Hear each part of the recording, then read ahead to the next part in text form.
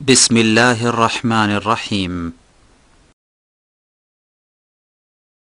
ومن أحسن قولا ممن دعا إلى الله وعمل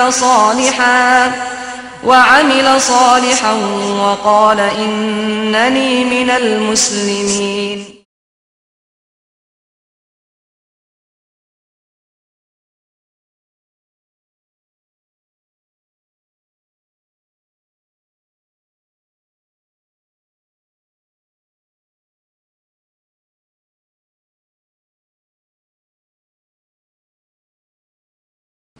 السلام عليكم ورحمة الله وبركاته.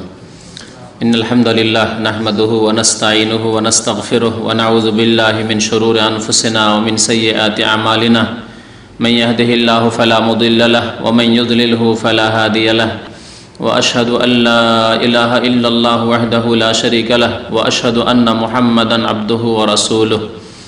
يا أيها الذين آمنوا اتقوا الله حق تقاته ولا تموتن إلا وأنتم مسلمون.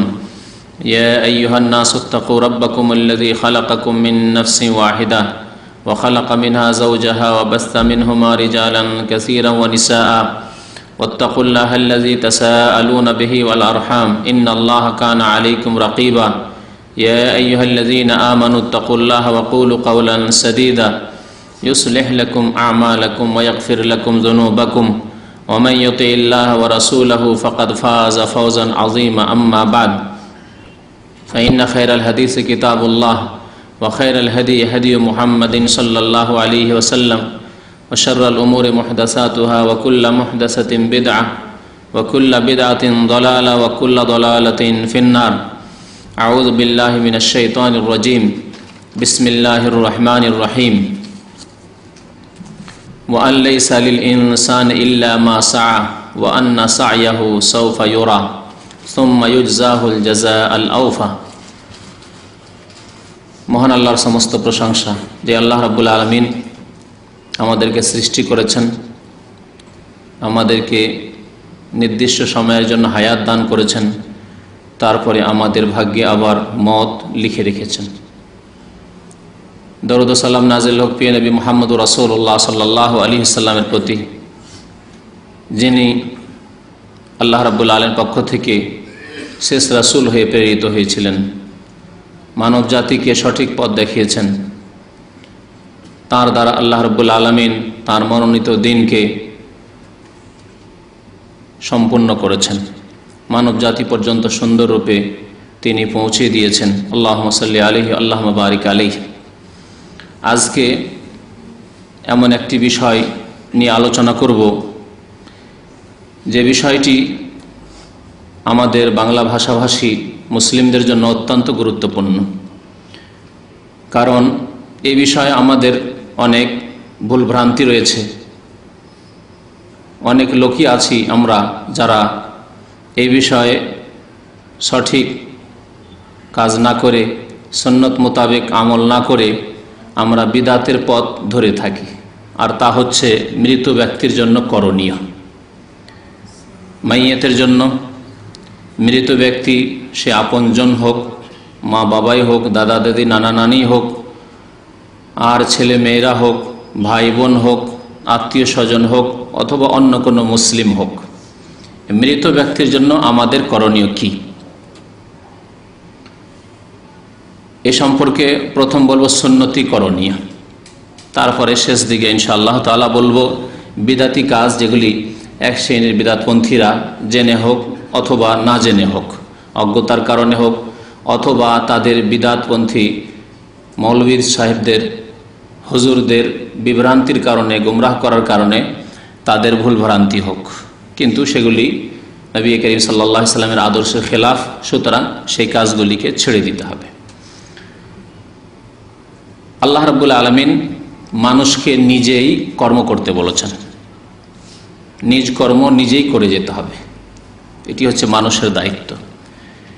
এবং নিজে যা কর্ম করে যাবেন সেই কর্ম সম্পর্কে আপনি নিশ্চিত যে আমি কর্ম করেছি।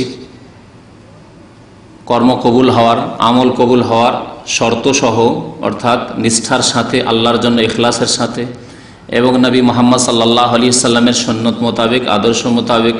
সুতরাং আশা করা যায় যে আমি যা কর্ম করে যাব, যা আমল করব, তা ইনশাআল্লাহ আল্লাহর দরবারে সাদরে গ্রহণ হবে, কবুল হবে। সুতরাং নিজেই কর্ম করতে হবে, নিজের কর্ম নিজেই করে যেতে হবে যথাসাধ্য। অন্যের আশা না করে যে আমি মরে গেলে ছেলে মেয়ে আছে, স্ত্রী আছে, ভাই বোন আছে, আত্মীয় স্বজন অনেক ভালো মানুষরা আছে, তারা আমার জন্য এই করবে সেই করবে, দোয়া করবে, তো দান করবে, তো আমার জন্য অনেক নেকির কাজ করবে, যা আমার কাছে পৌঁছিবে, এগুলি আশা করা তেমন কোনো ভালো কাজ নয়। কারণ এগুলি আশা অনেক সময় নিরাশায় পরিণত হবে। অধিকাংশ সময় এই আশাগুলি হয়তো পূরণ হয় না। তারপরে অপরের আমল দিয়ে, অপরের কর্ম দিয়ে মানুষ মুক্তি পেতে পারে না। নিজের কর্ম যদি ঠিক না থাকে তাহলে শুধু শুধু অন্যের কর্ম দিয়ে, অন্যের আমল দিয়ে নাজাত পাওয়া যায় না, মুক্তি পাওয়া যেতে পারে না। আল্লাহ রাব্বুল আলামিন সূরা নাজমে এই জন্য প্রত্যেককে কর্ম করতে বলেছেন এবং প্রত্যেকে যা কর্ম করবে তার ফল অবশ্যই পাবে। তাই ইরশাদ করেছেন, ওয়ান লাইসা লিল ইনসানি ইল্লা মা সাআ, মানুষ তাই পাবে যার জন্য সে মেহনত করবে, পরিশ্রম করবে। যে যা আমল করবে, যে যা কাজ করবে তার ফল অবশ্য সে পাবে। লাইসা লিল ইনসানি ইল্লা মা সাআ, আপনি আমি যতটুকু মেহনত করব, যেমন পরিশ্রম করব, যেমন ভালো কাজ করব, ভালো কাজের ফল পাব। এর বিপরীত কেউ যদি খারাপ কাজ করে তার ফল নিজেকেই পেতে হবে, তার কুপরিণতি নিজেকেই বরদাস্ত করতে হবে, ইহকালেও পরকালেও। একে অন্যের বোঝাও ওঠাবে না। তাই তার পূর্বের আয়াতে মহান আল্লাহ এই প্রসঙ্গে ইরশাদ করেছেন, ওয়ালা তাজিরু ওয়াজিরাতুন উযরা উখরা, এক ব্যক্তি অন্য ব্যক্তির বোঝা উঠাবে না, কেউ কারো বোঝা উঠাবে না। চুরি করবে বাবা আর ছেলে তার বোঝা উঠাবে, হ্যাঁ, ছেলে অন্যায় করবে, মেয়ে অন্যায় করবে, ভাই বোনে অন্যায় করবে, আর আত্মীয়রা উঠাবে, একে অপরের বোঝা উঠাবে না। ওয়ালা তাজিরু ওয়াজিরা, কোনো ব্যক্তি কারো বোঝা উঠাবে, উযরা উখরা, অন্যের বোঝা উঠাবে না। প্রত্যেকে নিজের নিজের বোঝা উঠিয়ে কাল কিয়ামতে হাজির হইতে হবে। গুনার বোঝা যদি থাকে তাহলে সেই বোঝা নিজের কাঁধে করেই পৌঁছিতে হবে কিয়ামতের মাঠে। আর যদি নেকির কাজ করে গিয়ে থাকে, কিছু সম্বল তৈরি করে থাকে দুনিয়াতে, তাহলে তাও তার সাথে আসবে কিয়ামতের দিনে। তাই আমাদেরকে নিজের কর্ম ভালোভাবে করে যেতে হবে।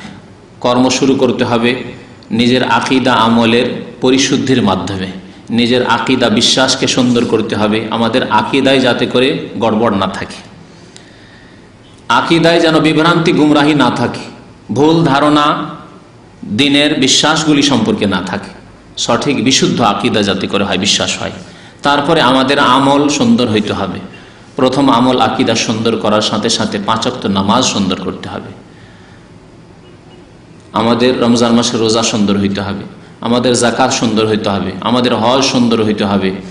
তারপরে আল্লাহর হক, অন্যান্য হক রয়েছে, বান্দার হক রয়েছে, সবগুলিকে যথাসাধ্য সুন্দর করতে হবে।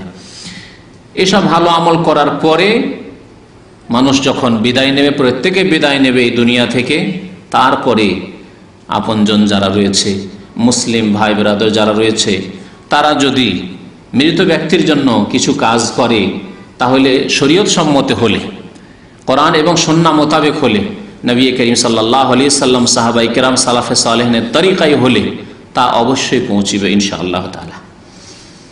কোন কাজগুলি করলে মাইয়িত পর্যন্ত নেকি পৌঁছানো যেতে পারে, পৌঁছিতে পারে, আর কোন কাজগুলি, যেসব কাজগুলি হয়তো করে থাকে মানুষ এই ধারণা নিয়ে যে এর মাধ্যমে আমরা আমাদের মৃত ব্যক্তিকে নেকি পৌঁছাবো, তাদের একটু উপকার করব, তাদের পরকালের জীবনকে সুন্দর করব, তাদের কবরের জীবনকে সুন্দর করব, কিন্তু সুন্দর হবে না, নেকি পৌঁছিবে না।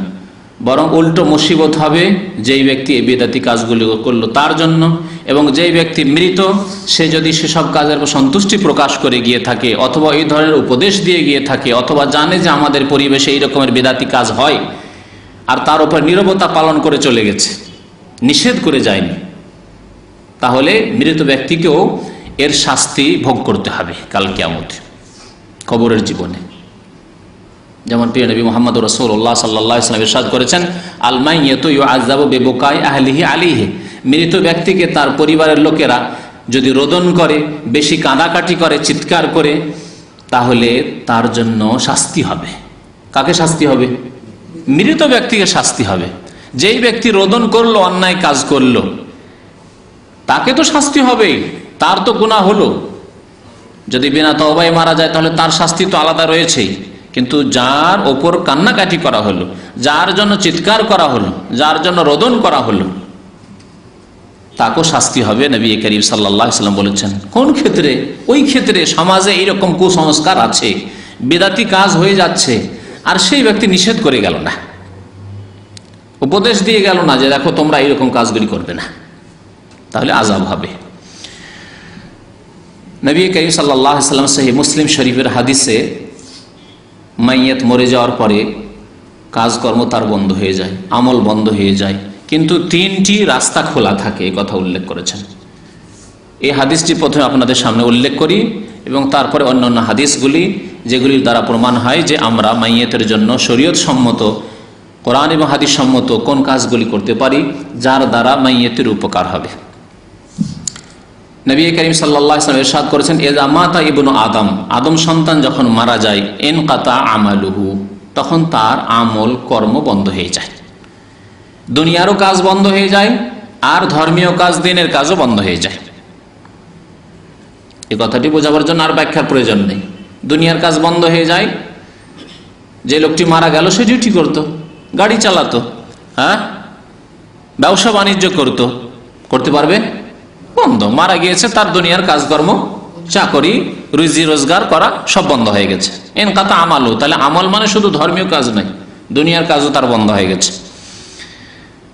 কথাবার্তা বলতো, এক অপরের খোঁজ খবর নিত, বন্ধ হয়ে গেছে, তাই না? বন্ধ হয়ে গেছে। ধর্মীয় কাজ, দিনের কাজ, তাও বন্ধ হয়ে যায়। লোকটি নামাজ পড়তো, নামাজ পড়া বন্ধ হয়ে গেছে।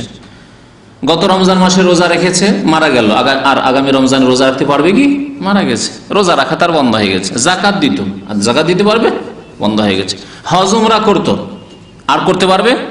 হজ উমরা করা বন্ধ। তাহলে মাতা পিতার খেদমত করতো, টাকা পয়সা পাঠাতো, আর পারবে? তাও বন্ধ হয়ে গেছে। তাহলে মানুষ মারা গেলে তার সমস্ত কাজকর্ম বন্ধ হয়ে যায়, ইল্লা মিন সালাসিন। তবে 3টি রাস্তা আছে, এই 3 রাস্তা দিয়ে নেকি আসতে পারে। 3 রাস্তার কোন এক রাস্তা দিয়ে নেকি মৃত ব্যক্তিকে পৌঁছিতে পারে। সাদাকাতিন জারিয়া, ইল্লা মিন সালাসিন, ইল্লা মিন সাদাকাতিন জারিয়া, আও ইলমিন ইউনতাফাউ বিহি, আও ওয়ালাদিন সালিহিন ইয়াদউ লাহ। নবী করিম সাল্লাল্লাহু আলাইহি ওয়াসাল্লাম ইরশাদ করেছেন যে সাদকা জারিয়া যদি হয়, সাদকার সাথে নবী করিম সাল্লাল্লাহু আলাইহি ওয়াসাল্লাম কি একটি শর্ত লাগিয়েছেন? জারি সাদাকা। জারি মানে চলন্ত, চলন্ত, জারি আছে, চালু আছে যেটা। তাহলে কোন সাদকার জন্য উৎসাহিত করেছেন নবী করিম সাল্লাল্লাহু আলাইহি ওয়াসাল্লাম? এমন সাদকা নয় যে সাদকা ক্ষণিকের সাদকা করলেন, তারপরে তার ফল শেষ, ফলাফল শেষ হয়ে গেল, না। এমন সাদকা, এমন দান যার প্রতিফল স্থায়ীভাবে চলতে থাকে, তার দ্বারা উপকার মানুষ পেতেই থাকে, উপকৃত হতেই থাকে, হচ্ছে সাদকায়ে জারিয়া। তাহলে সাদকায়ে জারিয়া যখন নবী করিম সাল্লাল্লাহু আলাইহি ওয়াসাল্লাম বলেছেন, তাহলে বোঝা গেল যে আরেক রকমের সাদকা আছে যা গায়ের জারিয়া, জারিয়া নয়। সাদকা জারিয়া যে চলন্ত, চলন্ত সাদকার উদাহরণ দিই। এটি মসজিদ তৈরি করে দিলেন, এই সাদকা জারিয়ার উদাহরণ। সাদকা জারিয়া নাই, একবার কোনো একজন মিসকিনকে খাওয়িয়ে দিলেন, বা বেশ কিছু মিসকিনকে, 200-500 মিসকিনকে খাওয়িয়ে দিলেন, গরিবদেরকে খাওয়িয়ে দিলেন। হ্যাঁ, কোনটি জারিয়া, কোনটি জারিয়া নয়? মসজিদ করে দিলেন, মাদ্রাসা করে দিলেন, ইয়াতিমখানা তৈরি করে, ইসলামিক লাইব্রেরি তৈরি করে দিলেন, ইসলামিক প্রতিষ্ঠান তৈরি করে দিলেন। হ্যাঁ, একটি ছেলেকে মানুষ করে দিলেন, এতিম ছেলে হোক, গরিব দরিদ্র ছেলে হোক, ছেলেটিকে পড়িয়ে শুনিয়ে মানুষ করে দিলেন। এগুলি সব হচ্ছে সাদকায়ে জারিয়া। কারণ এমন দান, যেই দানের ফল পেতেই থাকবে, স্থায়ী। মসজিদ হয়তো শত শত বছর এই মসজিদ থাকবে, আবাদ হবে, আর লোকেরা নামাজ আদায় করবে, তাই না? মাদ্রাসা, ইসলামিক প্রতিষ্ঠান, ইসলামিক লাইব্রেরি, তার দ্বারা শত শত বছর ধরে হয়তো উপকার পেতে থাকবে মুসলিমরা। এটা এতিম ছেলে, গরিব ছেলেকে মানুষ করে দিলেন, সেই ব্যক্তি মানুষে কত লোককে ভালো কথা বলল, কত লোক হয়তো তার হাতে হিদায়াত হল। এগুলি হচ্ছে সাদকায়ে জারিয়া, স্থায়ী সাদাকা। যত উপকার হবে তার দ্বারা বা সেই প্রতিষ্ঠান দ্বারা, সেই মাদ্রাসা মসজিদ দ্বারা, তত নেকি হইতেই থাকবে। যখন যখন উপকার হবে নেকি পৌঁছিতে থাকবে মৃত ব্যক্তির কাছে। সাদাকা জারিয়া। যদি সাদাকা জারিয়া নয় তাহলে গায়ের জারিয়া। খাওয়িয়ে দিলেন, খাওয়িয়ে দেওয়ার পরে পেটে কতক্ষণ থাকলো খাবার? উপকার কতক্ষণ? যতক্ষণ পেটে খাবার আছে। আর যখন হজম হয়ে গেল তারপর আর ওই খাবার কোনো কাজে আসবে? আর কোনো কাজে আসবে না খাবার। আমাদের দেশে যে প্রচলন রয়েছে মৃত ব্যক্তির জন্য জিয়াফত করা, খাওয়ানো, এর ফল দেখছেন গায়ের জারিয়া, কন্টিনিউ নয়। যেই দিন খাওয়িয়ে দিলেন বাস 2-4 ঘন্টার জন্য নেকিটা হইলো, তারপর আর এর নেকির ফল আর বাড়ছে না। নবী কারীম সাদকায়ে জারিয়ার কথা বলেছেন। আর সাদকা জারিয়া 2 রকম ভাবে হতে পারে, তার মধ্যে একটি বেশি উত্তম অন্যটির চাইতে। প্রথমটি কোনটি? ওটি হচ্ছে ওই ব্যক্তি নিজেই সাদকা করে গেছে, নিজেই মসজিদ তৈরি করে গেছে, নিজেই ইসলামিক প্রতিষ্ঠান তৈরি করে গেছে, নিজেই মাদ্রাসা তৈরি করেছে, নিজেই লাইব্রেরি তৈরি করেছে, নিজেই 10 কপি কোরআন কিনে গরিব মিসকিন ছেলেদেরকে দিয়ে গেছে, নিজেই হাদিস কিনে ইসলামিক লাইব্রেরিতে দিয়ে গেছে। জি, নিজেই করে গেছে ওই সাদকা। কারণ নিজের হাতে করে গেলে তার ইয়াকিন থাকলো, সে কনফার্ম, নিশ্চিত যে আমি এতগুলি কাজ করে এসেছি, এই নেকিগুলি আশা করে আসতে থাকবে আমার কাছে, ঠিক না? একটা এতিম ছেলেকে আপনি নিজেই মানুষ করে গেলেন, একটি মাদ্রাসায় আপনি দান করে গেলেন, গোটা না করতে পারেন, আংশিক কিছু করলেন, একটি মসজিদে অংশ নিলেন, আপনি তৈরি করে অংশ নিলেন, তাহলে আপনি নিজে করে গেলেন, আপনার ইয়াকিন আছে যে আমি এই খেদমতটুকু করেছি, আল্লাহ করে এটি আমার মরার পরে আমার কাজে আসবে। নিজেই এই সাদকাকে জারি করে গেলেন, আপনি চালু করে গেলেন। আর একটি হচ্ছে যে আপনি নিজে চালু করে গেলেন না, ইন্তেকাল হয়ে গেল, বা আপনার আপনজন যিনি মৃত মারা গেছেন তিনি নিজে চালু করে যাননি, কিন্তু আপনি তার জন্য চালু করলেন, তার নামে আপনি একটি মসজিদ তৈরি করলেন, মাদ্রাসা তৈরি করলেন, কোন একটি ভালো কাজ, নেকির কাজ করলেন, যেটা স্থায়ীভাবে দীর্ঘদিন ধরে নেকি তার দ্বারা পেতে পারে। এই দুইটির মধ্যে কোনটি উত্তম হবে? নিজের হাতে যে কাজটি করে গেল, কারণ এতে আপনি নিশ্চিত যে আমি এতটুকু নেকি সম্বলের ব্যবস্থা করে এসেছি, যা পেয়েছি আবার পেতেও থাকবো। দুনিয়ার ক্ষেত্রে যদি আপনি আপনার ছেলেদেরকে একটি ব্যবসায় প্রতিষ্ঠান, তার লাইসেন্স নিয়ে একটি ব্যবসায় প্রতিষ্ঠান তৈরি করে দিয়ে চলে গেছেন, তাহলে আপনার ইন্তেকালের পরে ছেলেরা ওই ব্যবসায় প্রতিষ্ঠান নিয়ে করে খেতে পারবে।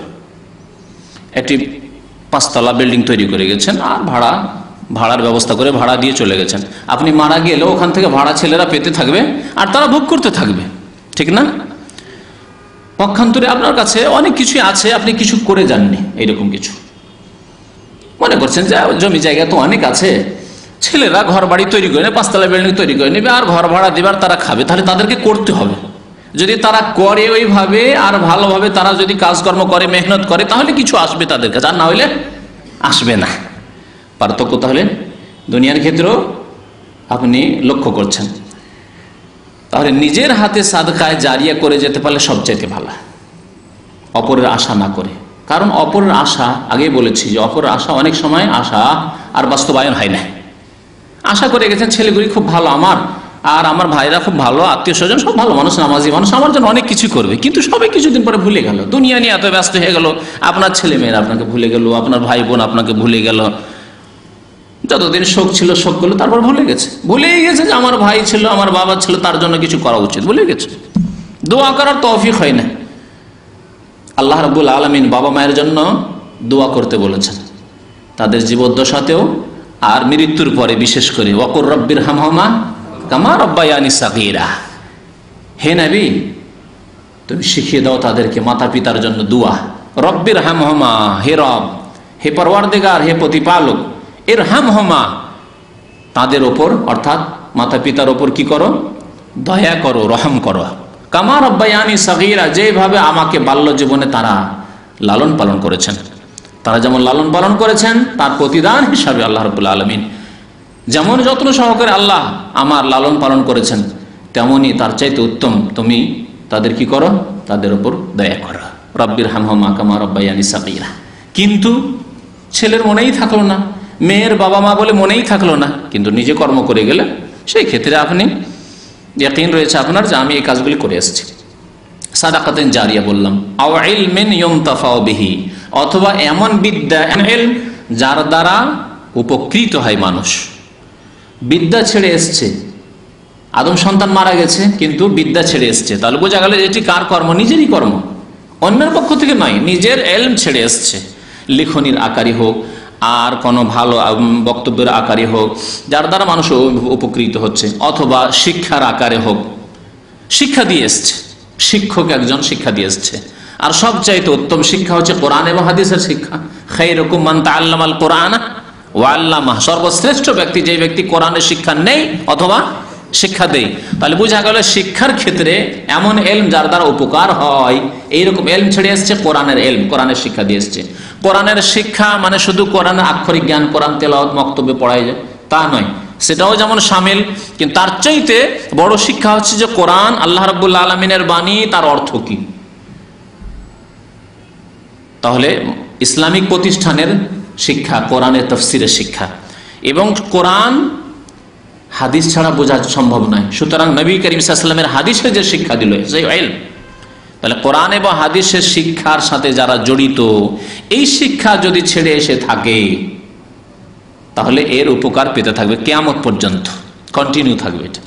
কারণ আপনি যে কজন ছাত্র তৈরি করে গিয়েছেন তাদের আবার অনেকে ছাত্র তৈরি হবে, হবে না? এক একজনের, আপনার যদি 10 জন হয় ছাত্র, তাহলে প্রত্যেকে যে 10 জন আছে তাদের যদি মাত্র 10 জন করে হয়, তাহলে কত হলো? 10 10 এ 100 হয়ে গেল। আবার 100 হলো, ওই 100 জনের যদি 10 জন করে ছাত্র হয় তাহলে কত হবে? সুবহানাল্লাহ, তাহলে 3টা পিঢ়ি যায়নি, 1000 হয়ে গেল। এইভাবে কিয়ামত পর্যন্ত কত ছাত্র উপকৃত হইতে পারে আপনার ইলম থেকে। আসল কিন্তু আপনি, প্রথম শিক্ষা আপনি দিয়ে গেছেন। এইভাবে যদি নবী করিম সাল্লাল্লাহু আলাইহি সাল্লামকে নিয়ে নেন, নবী করিম সাল্লাল্লাহু আলাইহি সাল্লামকে নিয়ে নেন, নবী করিম সাল্লাল্লাহু আলাইহি সাল্লাম থেকে সাহাবারা শিখেছেন 1,24,000 বেশি সাহাবায়ে কেরাম। তাহলে 1,24,000 সাহাবীর প্রত্যেক থেকে কত তাবেঈ শিখেছেন, আবার এক এক তাবেঈ থেকে কত তাবেঈন শিখেছেন। এইভাবে কিয়ামত পর্যন্ত কত অসংখ্য মানুষ নবী করিম সাল্লাল্লাহু আলাইহি সাল্লাম থেকে উপকৃত হয়েছে, হচ্ছে এবং হবে, তাই না? তাহলে এক ভাগ করে ওই নেকি আও ইলমিন ইউনতাফাউ বিহি, যে ইলম দ্বারা উপকার হচ্ছে, উপকার হচ্ছে না দিনের কথা শুনে, কিয়ামত পর্যন্ত যত নেকি হবে এক ভাগ করে নবী করিম সাল্লাল্লাহু আলাইহি সাল্লাম পাবেন। বুঝতে পারছেন না? যে কোনো আমলের, যে কোনো ইলম এবং আমলের, এমনকি আপনি নামাজ পড়ছেন, আমি নামাজ পড়ছি, এই নামাজ কে শিখালেন? প্রথম কে শিখেছেন এই নামাজ?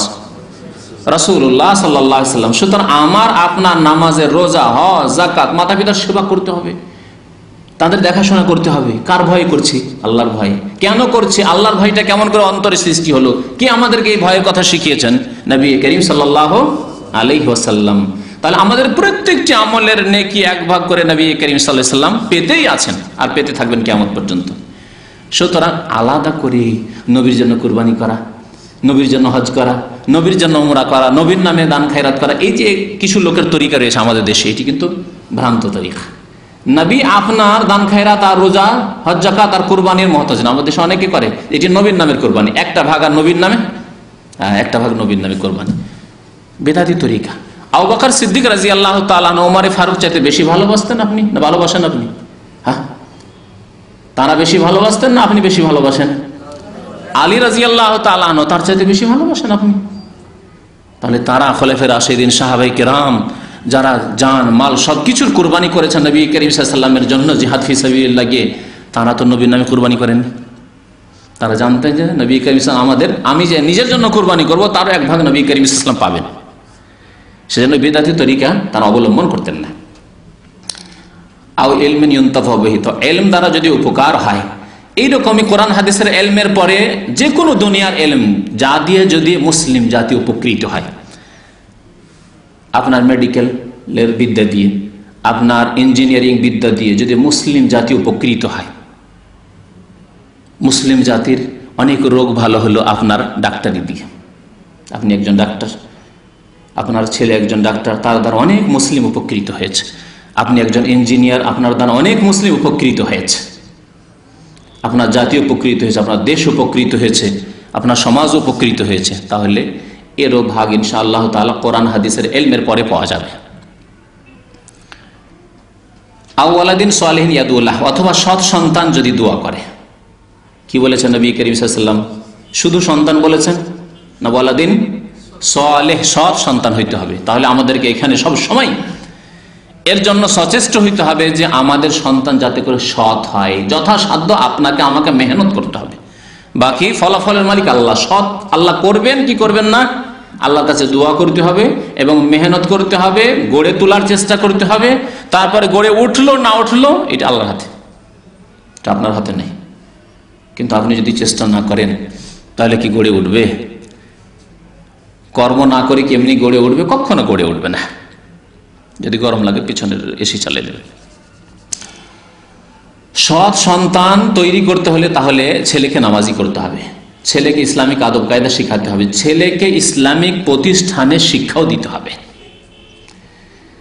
আপনি স্কুল কলেজ ইউনিভার্সিটি সব জায়গায় পড়ান, কিন্তু তার ইমানের হেফাজত হচ্ছে কিনা, তার ইসলামের হেফাজত হচ্ছে কিনা, তার মৌলিক শিক্ষা দিনের শিক্ষা তাকে দিতে পারলাম কিনা, এর কথা আপনাকে খেয়াল রাখতে হবে। যদি এটা আপনার খেয়ালে না থাকে তাহলে আপনার ছেলে কখনো সৎ সন্তান হবে না। আর সৎ সন্তান যদি না হয় তাহলে সেই সন্তান আপনার কোনো কাজে আসবে না। তাহলে ছেলেকে আপনি ডাক্তার করলেন, ছেলেকে ইঞ্জিনিয়ার করলেন, ছেলেকে আপনি কত কি করলেন আপনি, কিন্তু নামাজি করলেন না, রোজাদার করলেন না, আপনি ধার্মিক আল্লাহ ভীরু করলেন না, পাপিষ্ট, তাহলে আপনার নেকির রাস্তা তো খুলবেই না, বরং আপনার জন্য বিপদ টেনে নিয়ে আসবে। এই ছেলে বিপদ টেনে নিয়ে আসবে আপনার জন্য। আপনার দায়িত্বে শিথিলতার কারণে, এই দায়িত্বে অবহেলার কারণে, আপনার এই গাফিলতির কারণে কাল কিয়ামতে জবাবদেহি করতে হবে। যেমন নবী করিম সাল্লাল্লাহু আলাইহি ওয়াসাল্লাম বলেছেন, আলা কুল্লুকুম রাইন ওয়া কুল্লুকুম মাসউলুন আন রাইয়াতি, প্রত্যেকে তোমাদের রাখাল বা দায়িত্বশীল, আর প্রত্যেককে তার রাখালি সম্পর্কে, তার দায়িত্ব সম্পর্কে মাসউলুন, জিজ্ঞাসা করা হবে কিয়ামতের দিনে, জবাব দিতে হবে যে তুমি তো তোমার ছেলেকে নামাজি বানিয়েছিলে। যদি সত্যি নামাজি বানাবার জন্য চেষ্টা করে থাকেন আর তারপরে ফেল হয়ে থাকেন, আল্লাহ পারিনি, সাবালক হয়ে যাওয়ার পরে, তার হাড় গোস্ত খুব শক্ত হয়ে যাওয়ার পরে আর আমার কথা মানেনি, বলতে মানবো না, আমি নামাজ পড়বো না, তোমার কি, তাহলে করার কিছু নেই। কিন্তু আপনি নামাজের শিক্ষা দিলেন না, আপনি 10 বছর থেকে শিক্ষা দিলেন না, 15 বছর হয়ে গেল তারপরে বললেন না, 18 বছর 20 বছর 25 বছর হওয়ার পর নামাজ পড়ো, নামাজ কেন পড়ছো না, যাও তোমার কাজ তুমি করো। তখন জবাব কি আসে? তোমার কাজ তুমি করো, তুমি এত বিরক্ত করিও না আমাকে। জবাব দিয়ে দিবেন যে আমি তো বলেছি 25 বছর বয়সে নামাজ পড়ার জন্য, না, আপনি আপনার দায়িত্ব পালন করেননি। নবী করিম সাল্লাল্লাহু আলাইহি ওয়াসাল্লাম এই হাদিসে 3টি কথা বলেছেন, এই 3টি কথা সম্পর্কে জানলেন। চতুর্থ কথা বলার জন্য আরেকটি হাদিস আপনাদেরকে শোনাই। আবু উসাইদ আস-সাঈদী রাদিয়াল্লাহু তাআলা আনহু আনসারী, তিনি বলছেন, বাইনামা নাহনু জুলুসুন ইনদা রাসূলিল্লাহ সাল্লাল্লাহু আলাইহি ওয়াসাল্লাম, আমরা বসেছিলাম নবী করিম সাল্লাল্লাহু আলাইহি ওয়াসাল্লামের দরবারে। ইয জাআ রাজুলুন মিন বানি সালামা, সালামা গোত্রের, সালামা বংশের একজন লোক আসলো, আসার পরে বলল, ইয়া রাসূলুল্লাহ, হে আল্লাহর রাসূল, হাল বাকিয়া মিন বিররি আবাওয়াইয়া শাইউন আবাররহুমা বিহি বা'দা মাউতিহিমা, আমার মাতা পিতা মারা গেছেন, তাদের জন্য আমার কিছু করণীয় আছে তাদের ইন্তেকালের পরে। যতদিন তারা হায়াতে ছিলেন, বেঁচে ছিলেন, তাদের খেদমত করেছি, তাদের হক আদায় করার চেষ্টা করেছি, কিন্তু তাদের মওতের পরে, ইন্তেকালের পরে আমার কিছু করণীয় আর আছে, করতে পারি তাদের জন্য। নবী করিম সাল্লাল্লাহু আলাইহি ওয়াসাল্লাম কয়েকটি কথা বলেছেন, তার মধ্যে প্রথমটি হচ্ছে আস-সালাতু আলাইহিমা, মাতা পিতার জন্য দোয়া করা। সালাত মানে দোয়া, কোরআনের ভাষায় সালাত মানে নামাজও, যেমন আকিমুস সালাহ মানে নামাজ কায়েম করো, তাই না? নামাজের একটা অংশ হচ্ছে দোয়া, এই জন্য নামাজকে সালাত বলা হয়, কিন্তু সালাতের শাব্দিক অর্থ হচ্ছে দোয়া। আল্লাহ রাব্বুল আলামিন তাই নবীকে বলছেন সাল্লাল্লাহু আলাইহি ওয়াসাল্লাম যে তোমার কাছে যখন সাদকা নিয়ে আসবে, জাকাত নিয়ে আসবে লোকেরা, তখন তাদের কাছ থেকে জাকাত গ্রহণ করো, ওয়াসাল্লি আলাইহিম, তাদেরকে দোয়া দাও, ওয়াসাল্লি আলাইহিম। তাহলে সালাতের আসল অর্থ হচ্ছে দোয়া। নবী করিম সাল্লাল্লাহু আলাইহি ওয়াসাল্লাম কি বললেন? আস-সালাতু আলাইহিমা, মাতা পিতার জন্য কি করা? দোয়া করা। বিশেষ করে মাতা পিতা এই জন্য বলা হয়েছে যে আল্লাহ রাব্বুল আলামিনের পরে মাতা পিতার হক বড় হক। আল্লাহ কোরআনে কারিমে আল্লাহর ইবাদতের পরে ওয়াবিল ওয়ালিদাইনি ইহসানা বলেছেন, কিন্তু মাতা পিতার সাথে অন্যদের কথা লাগিয়ে নিতে পারেন, দাদা দাদি, নানা নানি, ছেলে মেয়ে, তাদের জন্য দোয়া করা। মারা গেছে, ছেলে মারা গেছে, মেয়ে মারা গেছে, ভাই বোন মারা গেছে, দাদা দাদি নানা নানি মারা গেছে, কোন মুসলিম ভাই, তার জন্য আপনি দোয়া করতে চাইছেন। আসসালাতু আলাইহিমা, তাহলে মৃত ব্যক্তির জন্য করণীয় কি বলেন নবী সাল্লাল্লাহু আলাইহি ওয়াসাল্লাম? তাদের জন্য দোয়া করা। এই দোয়ার বিষয় ওই মুসলিম শরীফের হাদিসে চলে এসেছে, তাই না? আউয়ালাদিন সালেহ। তবে ওখানে রয়েছে সৎ সন্তানের কথা। সৎ সন্তান বাবার ক্ষেত্রে বলা হয়েছে, কিন্তু অন্যদের ক্ষেত্রে, সেই ক্ষেত্রেও সৎ ব্যক্তি হইতে হবে, তার সন্তান না হইলেও সৎ ব্যক্তি। কারণ অসৎ ব্যক্তির দোয়া দ্বারা কি বা উপকার হবে? অসৎ ব্যক্তির দোয়া দিয়ে কি বা উপকার হবে? বেনামাজি ব্যক্তি, আধা নামাজি ব্যক্তি আর জানাজার নামাজে হাজির হলো আর 40 জনের গণনা পূরণ করে দিল, এদের দ্বারা কি উপকার হবে বলো? এদের অবস্থা ওই রকমই যাদের পকেটে কোনো পয়সা নেই, আর বলছে যে আমি আপনার জন্য কি করতে পারি।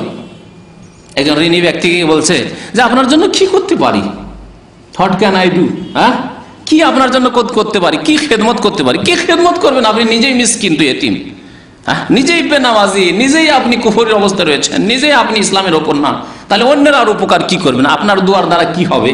কিছু হবে? কিছু হবে না। আপনার জানাজায় কি হবে কি, যার নিজের নামাজটা ঠিক নেই? এই জন্য সবসময় মনে রাখতে হবে যে সৎ ব্যক্তি হইতে হবে। নিজে সৎ ব্যক্তি হয়ে আল্লাহর দরবারে যখন মৃত ব্যক্তির জন্য দোয়া করবেন, বাবাই হোক আর মাই হোক আর অন্য কোনো ব্যক্তি হোক, কোনো মৃত ব্যক্তির জন্য যখন দোয়া করবেন, আল্লাহ রাব্বুল আলামিন তখন সৎ লোকের দোয়া শুনবেন। এই জন্য সৎ লোকদের কাছে দোয়া চাইতে হয়। নিজে সৎ হয়ে নিজে দোয়া করেন এবং সৎ লোকের কাছে দোয়া চাইতে হয়।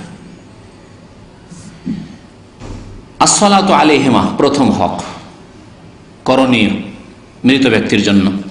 ওয়াল ইস্তিগফারু লাহুমা, তাদের জন্য আল্লাহর কাছে মার্জনা কামনা করা। এক হচ্ছে দোয়া, আম কথা, ব্যাপক কথা, যার একটি অংশ হচ্ছে তাদের জন্য, মৃত ব্যক্তির জন্য মার্জনা কামনা করা। মার্জনা কামনা ছাড়া দোয়া, যেমন আল্লাহ তাদের কবর আযাবকে দূর করে দাও, তাদের কবরকে আলোকিত করে দাও। ইস্তিগফার, মার্জনা হয়তো কামনা করলেন না, কিন্তু তাদের কবরকে আলোকিত করে দাও, তাদের কবরকে প্রশস্ত করে দাও, তাদেরকে জান্নাতুল ফিরদাউস দান করো, তাদেরকে জান্নাতে উচ্চ স্থান দান করো, ইত্যাদি ইত্যাদি। তাদেরকে তোমার নবীর শাফাআত দান করো, তাদেরকে হাউজে কাউসার দান করো। এগুলো তো ইস্তিগফার হলো না, কিন্তু দোয়া হলো। তাহলে দোয়াটি হচ্ছে ব্যাপক, আর তার একটা অংশ হচ্ছে ইস্তিগফার করা মৃত ব্যক্তির জন্য, আর বিশেষ করে মাতা পিতা, আত্মীয় স্বজন, তাদের জন্য কি করে? দ্বিতীয় কাজ হচ্ছে ইস্তিগফার লাহুমা, তাদের জন্য মার্জনা কামনা করা। তারপরে হক হচ্ছে ওয়া ইনফাজু আহদিহিমা মিন বাদিহিমা। যদি প্রথম থেকে বলি তাহলে প্রথম হচ্ছে নিজের কর্ম দ্বারা সম্বল জোগাড় করা, সম্বলের ব্যবস্থা করা, আর তারপরে দোয়া করা, আর যেগুলি বলা হইল। তারপরে মৃত ব্যক্তি যিনি মারা গেছেন, বাবা মাই হোক বা অন্যরা হোক, তাদের যদি কোনো রকমের কারো সাথে প্রতিশ্রুতি থাকে, প্রতিশ্রুতি কারো সাথে আছে, কাউকে ওয়াদা করেছে যে ঠিক আছে তুমি আসিও অমুক সিজনে, ফসল সিজনে আসিও, তোমাকে কিছু দেব। আপনার আব্বা বলেছেন অথবা আপনার আম্মা বলেছেন যে ঠিক আছে আমার ছেলের টাকা পয়সা আসবে, তখন তোমাকে কিছু দেব। তারপরে আপনার আব্বা মারা গেছেন অথবা আম্মা মারা গেছেন, ওয়াদা করে গেছেন তারা। বা বছরে তাদের নিয়ম আছে, বছরে বিশেষ সময়ে গরিব মিসকিনকে কিছু টাকা পয়সা দান করেন, কাপড় চোপড় দান করেন অথবা খাবার দাবার দেন, তারা এইরকম বছর একবার করেন। এই একটা তাদের নীতি। যে কোনো রকমের এরকম ওয়াদাই হোক অথবা তাদের একটা ভালো অভ্যাস হোক, নেকির আছে, সেটির বাস্তবায়ন করা। মারা গেছেন তারা, কিন্তু তাদের ওয়াদাগুলিকে পূরণ করা বা তাদের যে কাজগুলি ভালো নেকির কাজগুলি ছিল সেগুলির বাস্তবায়ন করা। আর একটি করণীয় হচ্ছে মৃত ব্যক্তির জন্য সিলাতুল আরহাম আল্লাতী লা তুসালু ইল্লা বিহিমা, ওই সব আত্মীয়দের সাথে সুসম্পর্ক রাখা যাদের সাথে সুসম্পর্ক কি জন্য রাখছেন? ওই মৃত ব্যক্তির খাতিরে, মৃত ব্যক্তির খাতিরে। যিনি মারা গেছেন আর কোনো ব্যক্তির সাথে বিশেষ তার ভালোবাসা ছিল, ভালোবাসা খুব গাঢ় ভালোবাসা ছিল। আপনার হয়তো অত খাতির নেই ওই লোকের সাথে, কিন্তু আপনি খাতির মৃত ব্যক্তির পরে ওই লোকের খাতির করা শুরু করলেন। কি জন্য? ওই মৃত ব্যক্তির খাতিরে, যে আমার আব্বা মারা গেছেন আর আমার আব্বার অমুক ব্যক্তির দোস্ত অথবা আমার আব্বার ভাই, চাচার সাথে হয়তো আপনার অত খাতির ছিল না, কিন্তু আব্বার পরে চাচার খাতির করতে লাগলেন, মায়ের পরে খালার খাতির করতে লাগলেন। এমনিতে আপনি খালার হয়তো খাতির করতেন, তার সাথে কোনো শত্রুতা ছিল না বা জায়েজও নেই, কিন্তু আপনি আম্মার ইন্তেকালের পরে মায়ের খাতির আরো বেশি এই জন্য করতে শুরু করলেন যে আম্মা মারা গেছেন, তার খাতিরের জন্য খাতির। বা তার সাথে আত্মীয়তা, আম্মার সাথে কোনো আত্মীয়তা নাই কিন্তু আম্মার বান্ধবী, আম্মার কাছে এসে ডেলি, গ্রামের অনেক মহিলারা আছে যারা আপনার আম্মার কাছে এসে সকাল বিকেল বসতো, প্রতিদিন একবার করে আসতো, খোঁজ খবর নিত। আপনার আম্মা মরে যাওয়ার পরে হয়তো আপনার স্ত্রী আর বসারই চান্স দেবে না, ওই বৃদ্ধা মহিলাকে আপনার বাড়িতে আসার আর বসারই চান্স দেবে না। আপনাকে যেইভাবে শ্রদ্ধা সম্মান আদর যত্ন আপনার আম্মা করতো ওইভাবে আপনি করবেন। কিসের খাতিরে করছেন? ওই আম্মার খাতিরে, মৃত ব্যক্তির খাতিরে। তো মাইয়াতের খাতিরে আপনি কোনো ব্যক্তির সম্মান করছেন, তার খাতির করছেন, তার খোঁজ খবর নিচ্ছেন, তার অভাবের সময় সাহায্য করছেন, সহযোগিতা করছেন, এগুলি হচ্ছে মৃত ব্যক্তির জন্য করণীয়। আর তারপরে নবী কারীম সাল্লাল্লাহু আলাইহি ওয়াসাল্লাম ওয়া ইকরামুস সাদিকিহিমা, মাতা পিতা তাদের বন্ধু যদি কেউ থাকে, মাতার বান্ধবী আর বাবার বন্ধু, এমন নয় যা পশ্চিমা সমাজে, পশ্চিমা সমাজে পুরুষের বান্ধবী হচ্ছে মহিলা আর মহিলার বন্ধু হচ্ছে পুরুষ, এটি হচ্ছে কাফের সমাজের চরিত্র। মুসলিম সমাজে মহিলার পুরুষের সাথে বন্ধুত্ব, পুরুষের মহিলার সাথে বন্ধুত্ব হারাম। আল্লাহ রাব্বুল আলামিন সতী মহিলাদের প্রশংসা করে থাকে, সতী মহিলা, সতী নারী যারা তাদের ইজ্জত লজ্জা স্থানের হেফাজতকারী, যারা পর্দার হেফাজতকারী, তাদের কথা বলতে গিয়ে বলেছেন, যাদেরকে বিয়ে করতে বলেছেন তাদের সম্পর্কে বলেছেন গায়রা মুত্তাখিজাতে আখদান, যাদের গোপনীয় কোনো বন্ধুত্ব কারোর সাথে নেই। আর যদি গোপনীয় বন্ধুত্ব থাকে তাদেরকে বিয়ে করতে নিষেধ করেছেন। কলেজের মেয়ে আর যদি গোপনীয় কোনো যুবকের সাথে বন্ধুত্ব রাখে তো সেই মেয়েকে বিয়ে করে শান্তি পাবেন? কেউ পেয়েছে না পাবে? কখনো শান্তি পাবে না।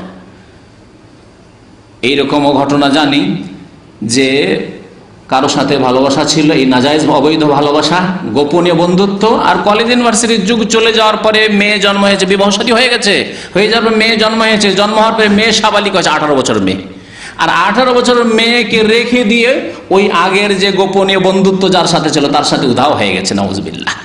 মুসলিম সমাজের ঘটনা।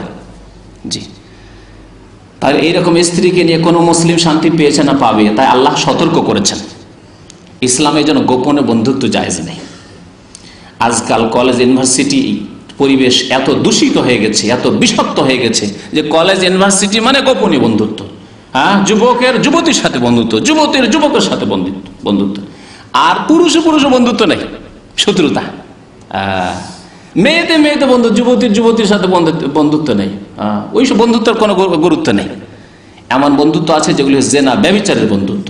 আল্লাহ রাব্বুল আলামিন এইরকম মহিলাকে যাদের বন্ধুত্ব না জায়েজ বন্ধুত্ব থাকে, গোপনে বন্ধুত্ব থাকে, তাদেরকে বিয়ে করতে নিষেধ করেছেন, সতর্ক করেছেন। ওয়া ইকরামুস সাদিকিহিমা, তাহলে আব্বার বন্ধু, মায়ের বান্ধবী, মায়ের কোনো মহিলার সাথে খাতির ছিল, তাদের সম্মান প্রদর্শন করা। মুসনাদ আহমদের হাদিস, আবু দাউদের হাদিস। একটি হাদিসে রয়েছে যে আব্দুল্লাহ বিন উমর রাদিয়াল্লাহু তাআলা আনহু একবার মক্কার পথে ছিলেন, মদিনা থেকে মক্কার পথে ছিলেন। একটি বেদুইন এসে তার সাথে সাক্ষাৎ করলো। বেদুইন বুঝতেই পারছেন, যারা উটের দুধ খায় আর গোশত খায়, আর তাদের বাড়ি ঘর কিছু নেই, যাযাবর, যেখানে পানি পেলো, একটু ঘাস পেলো, সেখানে উট চড়াতে লাগলো, বকরি ছাগল চড়াতে লাগলো, আর সেখানে একটা খেমার তাঁবু লাগিয়ে দিল, 2-4-10 দিন থাকলো, পানি শুকিয়ে গেল সেখানকার, বা ঘাস শেষ হয়ে গেল, আবার অন্যদিকে চলে গেল। এইরকম যাযাবরদেরকে আরাব বলা হয়, বেদুইন। এক বেদুইনের সাথে সাক্ষাৎ হল আব্দুল্লাহ বিন ওমর রাদিয়াল্লাহু তাআলা আনহুমা, সাহাবীর। ফাসাল্লামা আলাইহি আব্দুল্লাহ বিন ওমর, আব্দুল্লাহ বিন ওমর গিয়ে ওই বেদুইনকে, যাযাবরকে সালাম করলেন। ওয়া হামালাহু আলা হিমারিন কানা ইয়ারকাবুহু, যেই গাধাটির পিঠে আব্দুল্লাহ বিন ওমর চেপেছিলেন সেই গাধাটির পিঠের উপর চাপিয়ে নিলেন ওই বেদুইনকে। লোকেরা দেখে হতভম্ব যে এত সম্মানিত সাহাবী, যার আমরা শ্রদ্ধা করি, আমরা পায়ে হাঁটি, তাকে চড়াই, আর তিনি নেমে গেলেন সাওয়ারি থেকে, তিনি পায়ে হাঁটছেন, আর এই যাযাবর বেদুইনকে কেন তার গাধার উপর চাপিয়ে নিলেন? ওয়া আতাহু আমামাতান কানাত আলা রাসি, মাথার উপর একটি পাগড়ি ছিল, সেই পাগড়িটি খুলে ওই বেদুইনকে দিয়ে দিলেন।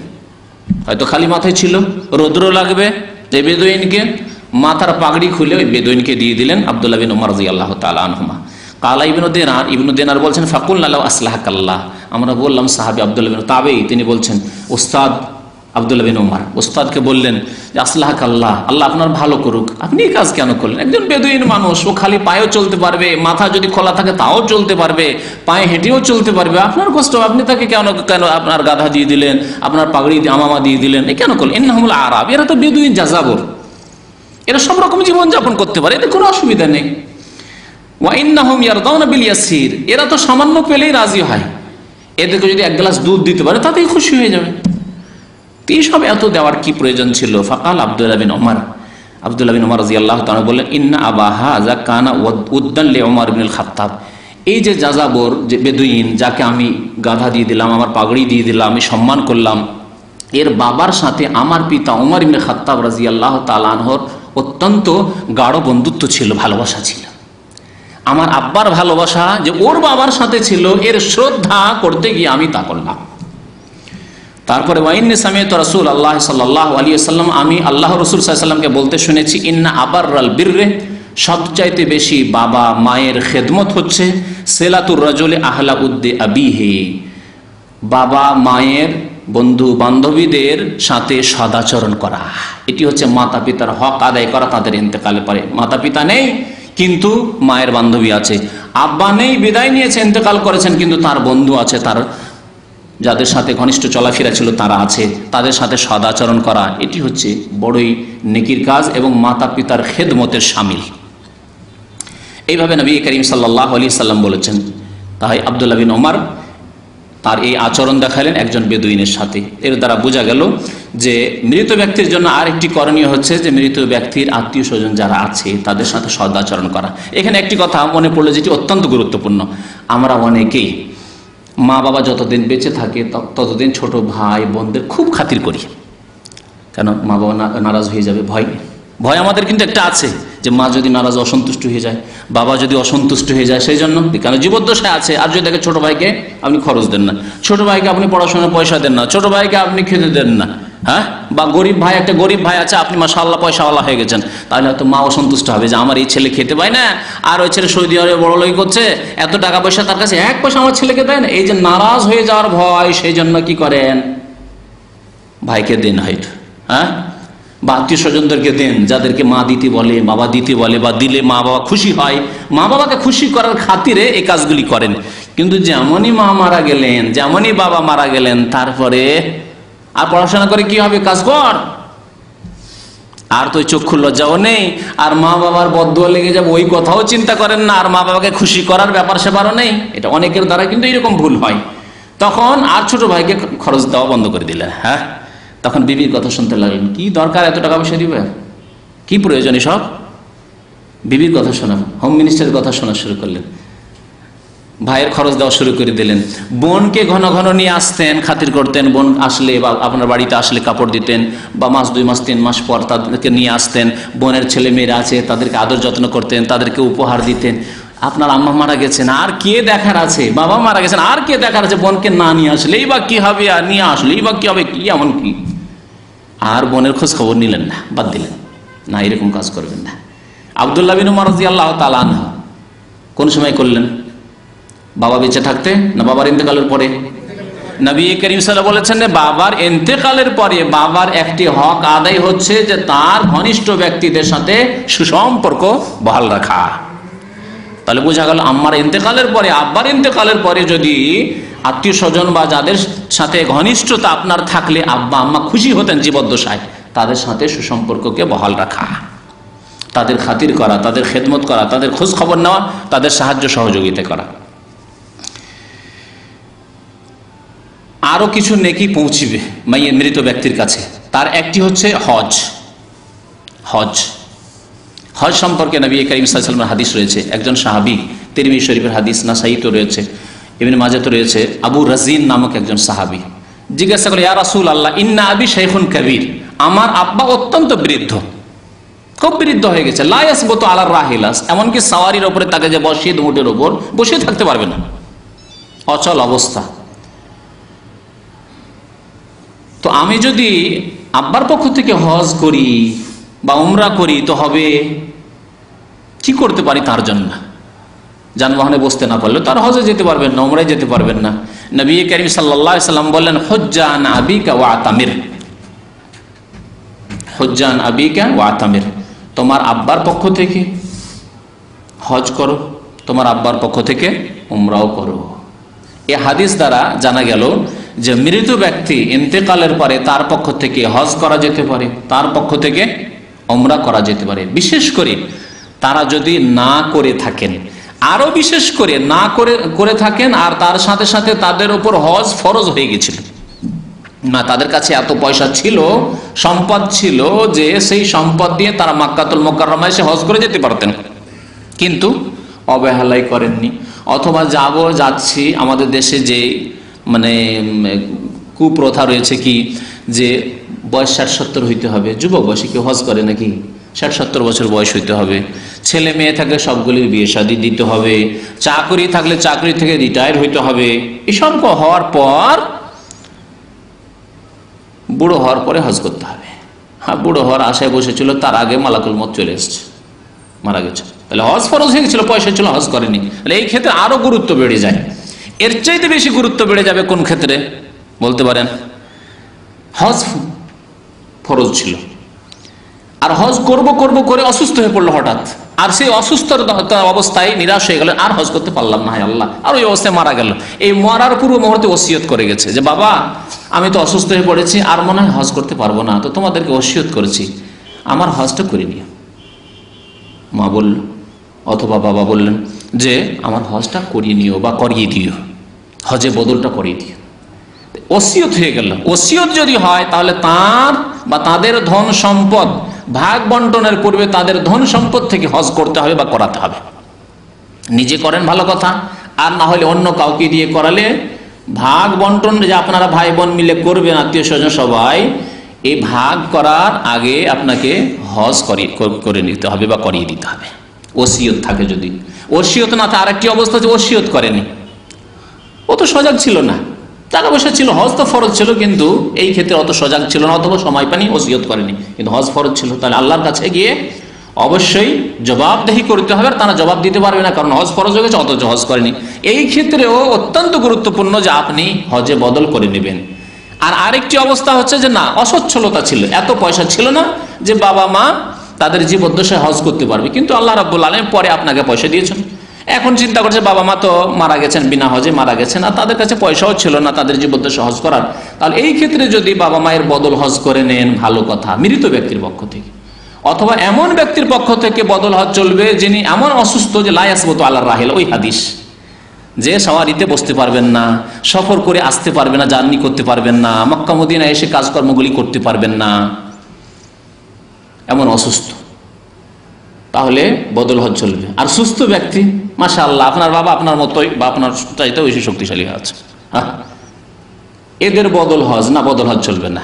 বাবাই হোক আর মাই হোক আর স্ত্রী হোক, নতুন বিয়ে শাদী করে এসে যে একটা বিবির হজ, বিবির ওমরা, অনেকে এইরকম বদল হজ আর ওমরা করছেন, আবেগী হজ ওমরা, এগুলি বিদাতি হজ ওমরা, এই চলবে না। কারণ তিনি সুস্থ। যদি বলে যে তিনি সুস্থ কিন্তু পয়সা নেই, পয়সা নেই তো হজ নেই। সুস্থ সবল, তারপরে পয়সা নেই, হজ নেই, ওমরা নেই, যেমন যাকাত নেই।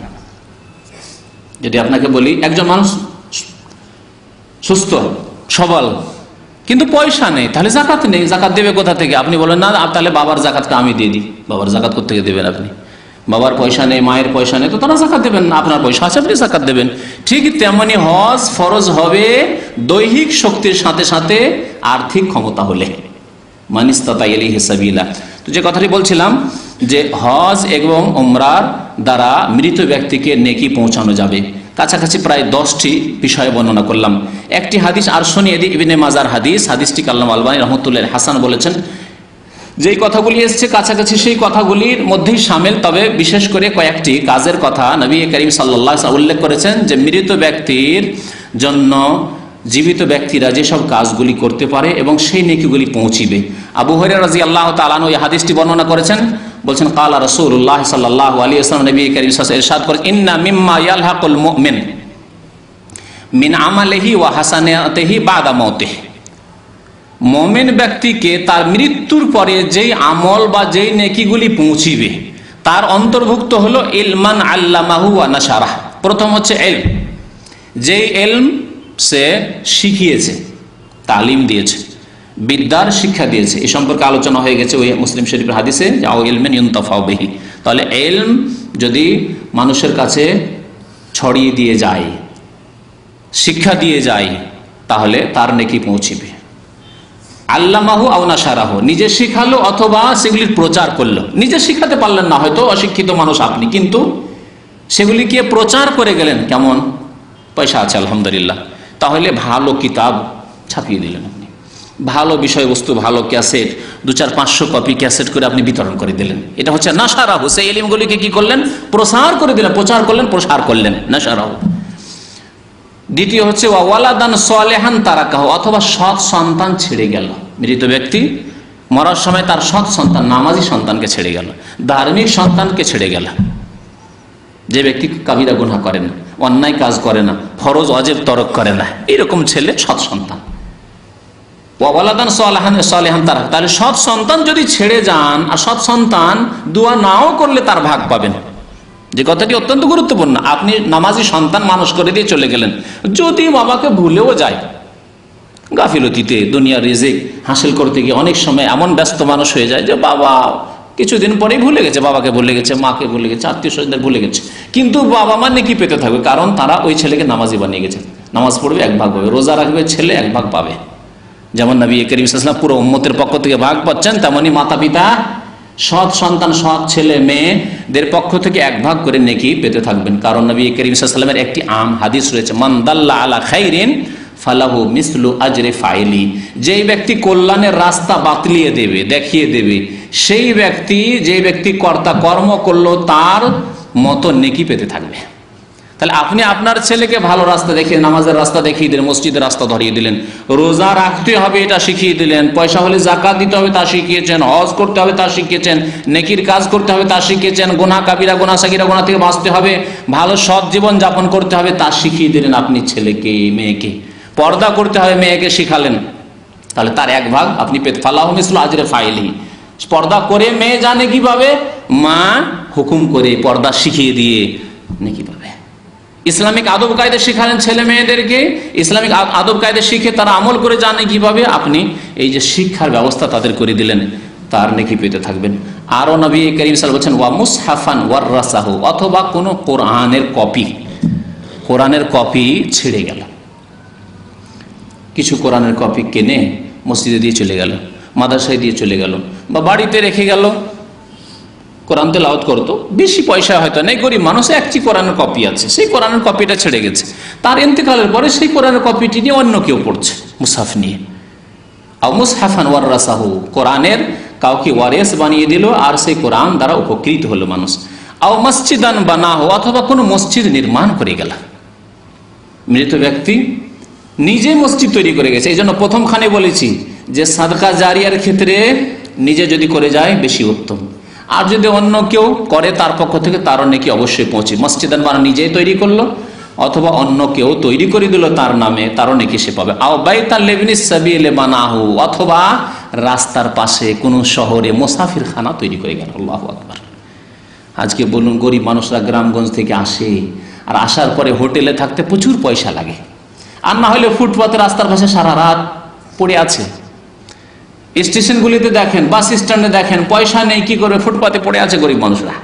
কিন্তু মুসাফিরখানা যদি আপনি তৈরি করে দেন, ফিসাবিল্লাহ ফিসাবিল্লাহ, আর যত গরিব মানুষ বিভিন্ন দেশের আনাজ কানাজ থেকে আসবে শহরে, তারা এসে ফ্রি থাকবে সেখানে। অথবা মাত্র হয়তো কিছু পানির বিল, বিদ্যুতের বিলের জন্য 5 টাকা 10 টাকা, 1 রাত থাকবে, 24 ঘন্টা থাকবে 5 টাকা 10 টাকা, এমন মুসাফিরখানা বহু আছে মুসলিম দেশে। এইরকম যদি মুসাফিরখানা তৈরি করে দিয়ে যান, নবী করিম সাল্লাল্লাহু আলাইহি ওয়াসাল্লাম বলেছেন এই নেকি মৃত ব্যক্তিকে পৌঁছিতে থাকবে। নিজে যদি তৈরি করে দেয় সবচাইতে ভালো, আর না হলে সৎ সন্তানেরা, আত্মীয় স্বজনরা, কেউ অন্য কোনো মুসলিম ভাই কোনো ব্যক্তির নামে তৈরি করলো যে এই মুসাফিরখানা অমুক ব্যক্তির নেকির জন্য তৈরি করে দিলাম। আও বাইতাল লিবনিস সাবিল, ইবনে সাবিলের জন্য ঘর, মানে মুসাফিরখানা তৈরি করে গেল বানাহু। আও নাহরান আজরাহু, অথবা কোনো নহর প্রবাহিত করে দিলাম। পানি নেই এলাকাতে, পানির ব্যবস্থা নেই, নদীর দেশ, এই জন্য মনে হচ্ছে আবার আর নহরের কি দরকার, এত নদী তাতেই তো ডুবে মরছে, তাই না? কিন্তু এমনও এলাকা আছে যেখানে পানির ব্যবস্থা নেই। এই ঘটনাটি আমি বহু সময় বর্ণনা করেছি যে মেনা, আরাফা, মুজদালিফায় এককালে পানি পাওয়া যেত না, আর অনেক হাজি সাহেবেরা পিপাসায় মরে যেত। হজ করতে এসে পিপাসায় মেনা আরাফাতে থেকে মুজদালিফায় মারা যেত, পানির কারণে, শুধু পানির অভাবে। বাদশাহ ছিলেন সেই সময় হারুন রশিদ রহমতুল্লাহ আলী বাদশাহ ছিলেন, আব্বাসী বাদশাহ, ধার্মিক বাদশাহ ছিলেন। তার বিবি স্ত্রী খুব ধার্মিক আল্লাহওয়ালী মহিলা ছিলেন, জুবাইদা রহমতুল্লাহ আলাইহা। তিনি স্বপ্নে দেখলেন একটি খারাপ স্বপ্ন, বাহ্যিক খুব খারাপ স্বপ্ন। অনেক সময় যেন স্বপ্ন খারাপ হলেও তার বিবরণ যে খারাপ হবে জরুরি নয়। বিবরণ ব্যক্তি বিশেষ, হয়তো বাহ্যিক স্বপ্ন খারাপ কিন্তু বিবরণ সুন্দর হইতে পারে, আর অনেক সময় বাহ্যিক স্বপ্ন খুব সুন্দর কিন্তু ভিতরে হয়তো তার বিবরণ হয়তো খারাপ আছে, হতে পারে সেটা। সেই জন্য স্বপ্নের বিবরণ দেওয়া অত সহজ কাজ নয়। তো সেই যুগ ছিল তাবেঈনদের যুগ, আর সেই সময় পৃথিবীর সবচেয়ে বিখ্যাত খাব বা স্বপ্নের বিবরণ দাতা ইবনে সিরিন, মোহাম্মদ বিন সিরিন তাবেঈ, তিনি বেঁচে ছিলেন, অদ্বিতীয়। তার মতো কোনো খাব স্বপ্নের বিবরণ দাতা আর কেউ জন্মায়নি। মোহাম্মদ বিন সিরিন বেঁচে ছিলেন। জুবাইদা রহমতুল্লাহ আলাইহি রাত্রে স্বপ্ন দেখছেন বাদশার বিবি যে বহু লোক আসছে, আসার পরে জেনা করে চলে যাচ্ছে। সকাল হওয়ার পরে খুব কাঁদাকাটি শুরু করেছেন, আর খুব তিনি ভেঙে পড়েছেন দুশ্চিন্তায় যে এমন খারাপ স্বপ্ন কেন দেখলাম।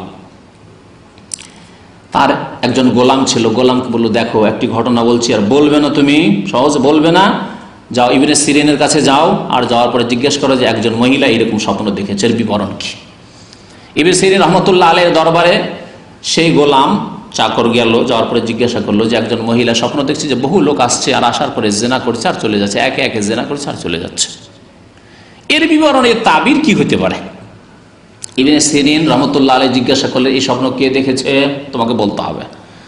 বলছে, হুজুর এই স্বপ্ন তো বলতে নিষেধ করা হয়েছে, কে, কিন্তু আমাকে পাঠানো হয়েছে যে জিজ্ঞাসা করি তুমি চলে আসে। বলছেন, না, এই স্বপ্ন সাধারণ কোনো মহিলা দেখেনি, বিশেষ কোনো মহিলা দেখেছে, তোমাকে বলতে হবে।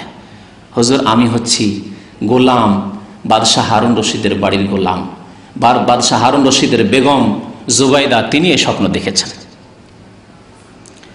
ইবনে সিরিন রাহমাতুল্লাহ আলাইহি বললেন, এই স্বপ্নের বিবরণ হচ্ছে যে এই জুবাইদার দ্বারা আল্লাহ রাব্বুল আলামিন এমন এক খেদমত নেবেন, যেই খেদমত থেকে অসংখ্য মানুষ উপকৃত হতে থাকবে। তারপরে জুবাইদা রাহমাতুল্লাহ আলাইহির মনে এই চাহিদা হলো যে কি খেদমত করি। দেখলেন যে মক্কা, মদিনা, আরাফা, মিনা, মুজদালিফা বহু হাজি এসে পানির অভাবে মারা যান হজের মৌসুমে। তখন তিনি বললেন যে একটি নহর আমি খনন করে দিই। তায়েফ থেকে এই নহর, তায়েফ যেহেতু পানির এলাকা, তায়েফ থেকে এই নহর গিয়েছে মেনা, মুজদালিফা, আরাফা হয়ে। এই নহর দীর্ঘদিন ধরে এই নহর চালু থেকেছে, যতদিন পর্যন্ত এই যে নতুন পদ্ধতিতে পানির ব্যবস্থা হয়নি। এই নহর দিয়ে, এই নহরের নাম হচ্ছে নাহরে জুবাইদা, জুবাইদার নহর, যেই নহর থেকে বহু লক্ষ লক্ষ হাজি, কোটি কোটি হাজি হয়তো উপকৃত হয়েছে। তো নবী করিম সাল্লাল্লাহু আলাইহি ওয়াসাল্লাম কি বলেছে, আও নাহরান আজরাহু, যেখানে পানির অভাব রয়েছে সেখানে পানির জন্য নহর খনন করে দেওয়া। জি, আও সাদাকাতান আখরাজাহা মিন মালিহি ফি সিহহাতিহি ওয়া হায়াতিহি, অথবা এমন দান খায়রাত যা তার সুস্থতার অবস্থায় এবং তার জীবদ্দশায় নিজেই সাদকা করলো। তাহলে বোঝা গেল যে সাদকার ক্ষেত্রে অপরের উপর আশা না করে, আমার ছেলে মেয়েরা সাদকা খায়রাত করবে, তাদের জন্য তাই ইনকাম করে রেখে গেলাম, এইরকম কাজ করতে নেই। নবী সাল্লাল্লাহু আলাইহি ওয়াসাল্লাম কি বলছেন, আখরাজাহা মিন মালিহি, নিজের ধন সম্পদ থেকে নিজেই সাদকা করলো। আবার কোন সময় ফি সিহহাতিহি, সুস্থতার অবস্থায়। সুস্থতার অবস্থায় কেন বলেন নবী করিম সাল্লাল্লাহু আলাইহি ওয়াসাল্লাম? এই জন্য বললেন যে মানুষ যখন অসুস্থ হয়ে পড়ে তখন আর ধন টাকা পয়সার উপর মায়া মমতা থাকে না, তখন তার মরণ চোখের সামনে নজরে আসে। আর কি করবে এত টাকা পয়সা রেখে? আর বিশেষ করে ছেলে মেয়ে যদি খারাপ আচরণ হয়, বদ আখলাক হয়, যদি ছেলে মেয়ে ভালো না হয়, মাতা পিতার সেবা না করে, তখন অসন্তুষ্ট হয়ে সব দান করে দেবে। যাও, সব টাকা পয়সা আমি মসজিদে দান করে দিলাম, ডাকো তো মসজিদের মুতাওয়াল্লিকে ডাকো, সব জমি জায়গা আমি মসজিদে লিখে দিয়ে দেবো, মাদ্রাসায় সব লিখে দিয়ে দেবো।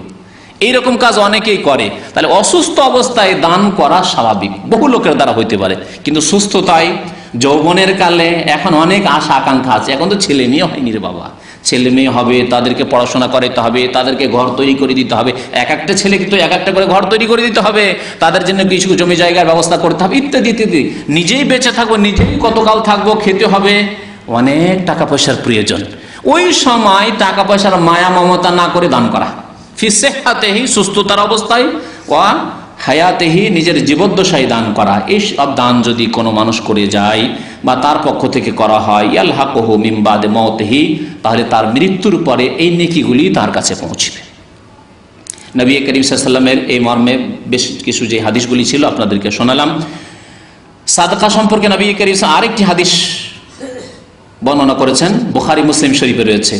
আয়েশা রাদিয়াল্লাহু তাআলা আনহা উম্মুল মুমিনিন বর্ণনা করেছেন, আন্না রাজুলান ক্বালা লিন নবী সাল্লাল্লাহু আলাইহি ওয়াসাল্লাম, একজন লোক আসলো নবী সাল্লাল্লাহু আলাইহি ওয়াসাল্লামের দরবারে, আসার পরে বলল, ইন্না উম্মি উফতুতিলাত নাফসাহা, আমার মা হঠাৎ করে মারা গেছে, আকস্মিক মওতে মারা গেছে। ওয়া আযুন্নুহা লাউ তাকাল্লামাত তাসাদ্দাকাত, আর আমার ধারণা বিশ্বাস যে তিনি যদি শেষ সময়ে কথা বলতে পারতেন তাহলে অনেক কিছু দান করতেন অথবা ওসিয়ত করতেন, আমাদেরকে বলতেন দান করার জন্য, কিন্তু আমাদের সাথে কথা বলতে পারেন, হঠাৎ করে মারা গেছে।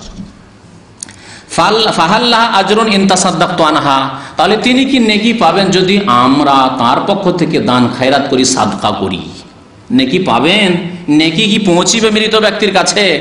কাল নবী করিম বলেন, নাম, হ্যাঁ অবশ্যই নেকি পৌঁছিবে। তাহলে বোঝা গেল যে নিজে যদি দান না করেও যেতে পারে, অন্যরা যদি কোনো মৃত ব্যক্তির পক্ষ থেকে দান করে, ছেলে হোক বা অন্য কেউ হোক, তাহলে ইনশাআল্লাহ তাআলা সেই নেকি পৌঁছিবে। আরেকটি নেকির রাস্তা বলি শেষ এই দিয়ে, আরেকটি নেকির রাস্তা, তা হচ্ছে মৃত ব্যক্তির মান্যত যদি থাকে, কোনো মান্যত, তাহলে মান্যত পুরা করা।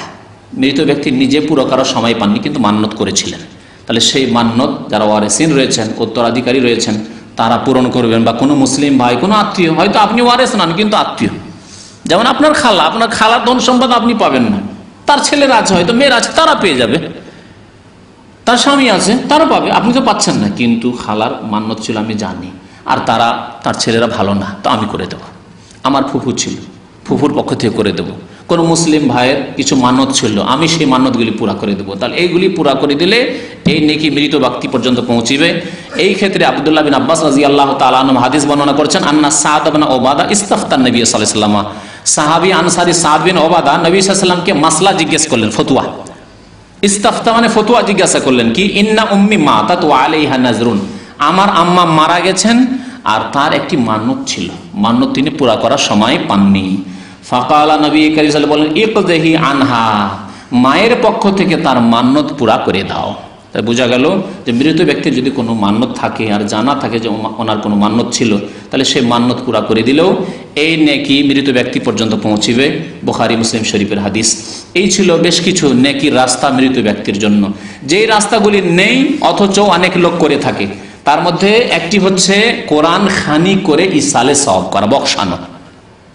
ভারত, বাংলাদেশ, পাকিস্তানে কোরআন খানি মানে কোরআন পাঠ করা, খানি ফার্সি শব্দ, কিন্তু খানদান মানে পড়া, হ্যাঁ আরবিতে খানদান মানে পড়া, রিডিং করা, ওই খানদান থেকে খানি শব্দটি। আর এটি এমনভাবে বাংলা আর উর্দুতে ব্যবহার হয়েছে যে কোরআন খানি ইসালে সওয়াব, ইসাল মানে পৌঁছানো আর সওয়াব মানে নেকি। কত কোরআন খানি ইসালে সওয়াব মানে কোরআন খানি করে নেকি পৌঁছানো। আবার কেউ কেউ লিখে সওয়াব রেসানি, রেসানি, রেসান শব্দটি এটিও হচ্ছে ফার্সি শব্দ, মানে পৌঁছানো। সওয়াব রেসানি করা মানে নেকি পৌঁছানো। তাহলে কোরআন তেলাওয়াত করলেন নিজে, অথবা কিছু হাফেজ হুজুরদেরকে, মৌলভী সাহেবদেরকে নিয়ে আসলেন আর তাদেরকে ঠিকা দিয়ে দিলেন যে আপনারা কোরআন তেলাওয়াত করেন, সন্ধ্যা সারাদিন খুব ভালো ভালো খাবার খাওয়াবেন, আর সন্ধ্যাবেলা সবাই মিলে দান খায়রাত করবেন, আর সেই দানগুলি সব নিয়ে যাবে হুজুররা। আর তারা জানে যে টাকা পয়সা পাবো, ভালো খেতে পাবো, সেই জন্যই কোরআন তেলাওয়াত করতে আসে। যদি জানে কোনো বাড়ির কথা, বা আগেই যদি বলে দেন হুজুর কোরআন আমার বাড়ি পড়তে চলেন, কিন্তু আমরা খাওয়াইতেও পারবো না, হ্যাঁ, আর এক পয়সাও দিতে পারবো না, এত যদি অভদ্র নাও হইতে পারেন, একটু সামান্য অভদ্র হন। কি সামান্য অভদ্র? যে হুজুর খাওয়া দাওয়া তো দিতে পারবো কিন্তু টাকা পয়সা দিতে পারবো না, আমরা খাওয়া দাওয়া দেবো কিন্তু টাকা পয়সা ওইসব দিতে পারবো না, আমরা দান খায়রাত করতে পারবো না আপনাদেরকে, কিন্তু আমার বাবার নামে মায়ের নামে কোরআন পড়ে দিতে হবে। আসবে?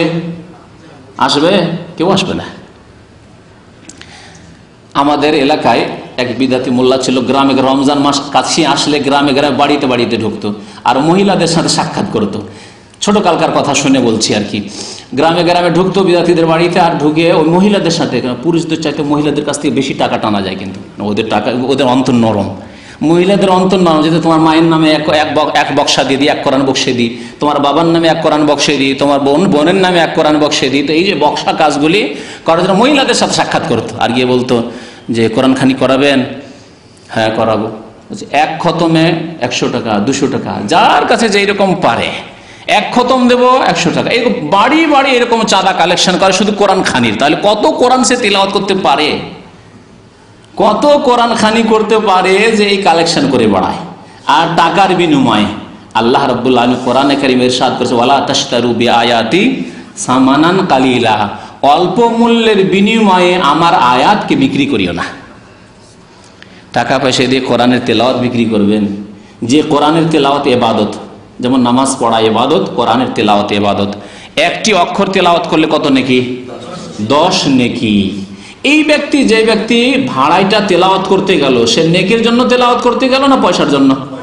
পয়সার জন্য। তাহলে আতাস্তাবদিলুনা আল্লাযী হুয়া আদনা বিল্লাযী হুয়া খায়র। আল্লাহ কোরআনে বলছেন যে কল্যাণকর বস্তুর বিনিময়ে তোমরা নিকৃষ্ট বস্তু ক্রয় করে নিচ্ছ। ইহুদিদের আচরণ এটি। ইহুদিরাকে বলেছিল আল্লাহ রাব্বুল আলামিন যে তোমরা আকুলু হিত্তাতুন, তোমরা বলে আল্লাহ আমাদেরকে মাফ করে দাও, গুনাহগুলিকে মার্জনা করে দাও। হিত্তাতুন নাগফির লাকুম খাতায়াকুম ওয়া সানাজিদুল মুহসিনিন। সূরা বাকারায় আল্লাহ রাব্বুল ইহুদিদের কথা বর্ণনা করেছেন, তোমরা যখন একটি শহরে বিজয়ের পরে তারা ঢুকবে, শহরে যখন ঢুকবে তখন তোমরা বলে হিত্তাতুন, আল্লাহ আমাদেরকে মাফ করে দাও। হিত্তাতুন না বলে, ইহুদি জাতি খুব বদমাইশ জাতি, প্রাচীন যুগ থেকে এই ইসরায়েলি জাতি। এই ইসরায়েলি জাতি যখন শহরে ঢুকলো তখন আর হিত্তাতুন কেন বলবে? আল্লাহর মাফ চায় না, তার বলছে হিনতাতুন। হিনতাতুন হিত্তাতুন না বলে কি বলেছিল? হিনতাতুন মানে গম। হিনতাতুন মানে গম। আল্লাহ বললেন যে এই নিকৃষ্ট গম চাও তুমি নেকির বিনিময়ে আর গুনহার মার্জনার বিনিময়ে। এত সুন্দর গুনহার মার্জনার কথা আল্লাহ তোমাদের শিখাচ্ছেন, আর গুনহার মাফ তোমরা চাও না। তোমার হিনতাতুন, হিনতাতুন বলার উদ্দেশ্য শুধু তাদের গম চাওয়া নাই, তাদের উদ্দেশ্য হলো ঠাট্টা মজাক করা। অনেকে আছে অনেক কিছু নিয়ে ঠাট্টা মজাক করে না, ভাষাকে বিকৃত করে, কথা বিকৃত করে।